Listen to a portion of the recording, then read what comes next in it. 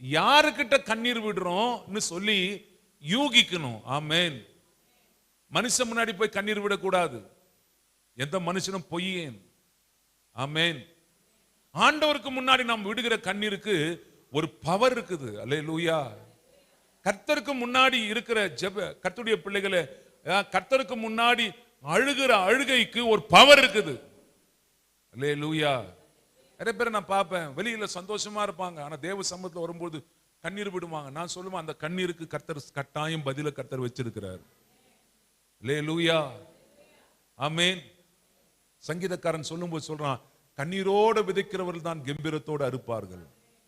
அப்ப நம்ம இந்த 7 நாளும் நம்முடைய பாரம் என்னன்னு இருக்குதோ அந்த கண்ணீராய் நம்ம ஆண்டவருடைய சமூகத்தில் நம்ம ஒப்பு கொடுக்கும் போது இந்த மன உளைச்சல் இருக்குது பாருங்க, அது ரொம்ப பெருசு.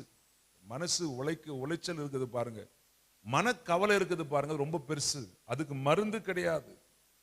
இந்த மன பிரச்சனையில் இருந்தும் மன பாரத்தில் இருந்தும் நம்ம விடுவிக்க எந்த விதத்திலும் முடியாது. நிறைய பேர் சொல்றதை நான் கேட்டிருக்கிறேன், தூக்க மாத்திரை போட்டா கூட தூக்கம் வரலன்றாங்க. அல்லேலூயா. நம்முடைய மனதிற்கும் சம்பந்தம் இருக்குதுங்க. நிறைய பேர் சொல்றதை நான் கேட்டிருக்கேன், தூக்க மாத்திரை போட்டு கூட தூங்காத, நான் ஒரு குரோசின் போட்டாவது தூங்கிடுவேன். ஒரே ஒரு பாராசெட்டமால் விற்கிறாங்க பாருங்க, இன்னொன்னு நடக்கல, மாத்திரை கண்ணில் பார்த்தாவே தூக்கம் வரல, அவ்வளவுதான். மாத்திரைனா ரொம்ப அலர்ஜி. ஒரே ஒரு பாராசெட்டமால் குரோசினை சாப்பிட்டா அவ்வளவுதான், நல்லா தூக்கம் வந்துடும். பாஸ்டரமா அசால்ட்டா 4 சிட்ரிஜன் சாப்பிட்டு கூட ஸ்டடியா நின்று இருப்பாங்க. ஆனா குரோசின் என்னங்க, அதுல சாப்பிட்டா தூங்கிடுவேன். கவனிங்க.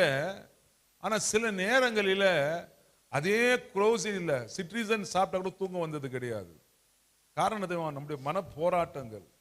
ஏதோ ஒரு காரியம் நமக்குள் இருக்கும் பொழுது கொஞ்சம் அந்த அந்த அந்த போராட்டத்திலிருந்து நம்மால விடுவிப்பட முடியாமல் இருப்போம்.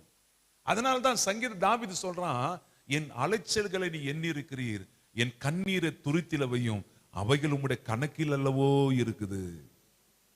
அவன் கண்ணீர் கொஞ்சம் நெஞ்சம் இல்லைங்க. சங்கீதம் 6:6 வாசிங்க பார்க்கலாம். சங்கீதம் 6ஆம் சங்கீதம் 6வது வசனத்தை வாசிங்க பார்க்கலாம். இன்னைக்கு நான் விசுவாசிக்கிறேன், இந்த முதல் நாள்லே என் பெருமூச்சினால் இளைத்து போனேன், இரவு முழுவதும் கண்ணீரால் என் படுக்கையை நனைக்கிறேன். அல்லேலூயா. ஆமென். டயட்னால, ஹெல்த் கான்சியஸ்ல டயட்னால நான் குறைஞ்சு போனேன்னு அவன் சொல்ல. ஆமென். அல்லேலூயா. நான் நல்ல எக்ஸசைஸ் பண்ண, அதனால என் பாடி குறைஞ்சு போச்சுன்னு சொல்லல. அவன் சொல்றான், என் பெருமூச்சினால